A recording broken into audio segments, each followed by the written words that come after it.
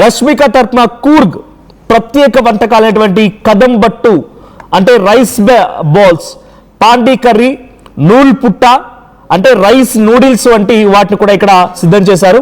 So sweets లోని famous Mysore Pak ప్రత్యేకంగా వడ్డించారు. ఇక వీటితో పాటుగా రష్మికకు ఇష్టమైనటువంటి జపనీస్ డిషెస్ ని కూడా అతిథుల కోసం ప్రత్యేకంగా వడ్డిస్తున్నారంట తెలుస్తోంది. సో విజయ్కి సంబంధించి ఆ సెలబ్రేషన్స్ ఎలా జరుగుతున్నాయి, వెడ్డింగ్ ఎలా జరిగింది, వెడ్డింగ్ లో వంటకాలు అన్ని అప్డేట్స్ సంబంధించి మరిన్ని అప్డేట్స్ మా ప్రతినిధి అనింద్ర అందిస్తారు. అనింద్ర, సో విజయ్ పెళ్లిలో డెలిషియస్ వంటకాలు అనేటువంటి ఒక చర్చ జరుగుతోంది.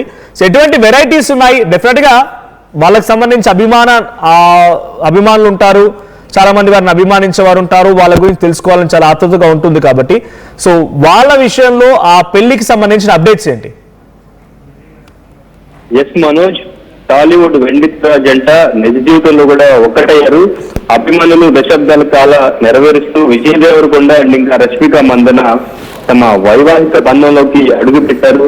అంగరంగ వైభవంగా రాజస్థాన్ ఉదయపూర్ లోని మెమంటోస్ హోటల్లో ఘనంగా జరిగిన ఈ వేడుక భారతీయ సినీ ప్రపంచంలోని అతిపెద్ద వేడుకగా నిలిచింది. కళ్ళు చెదిరే అలంకరణతో పాటు ప్రముఖుల సమక్షంలో ఈ ప్రేమ పక్షి పెళ్లిపేటల మీద మెరిసిపోయారు.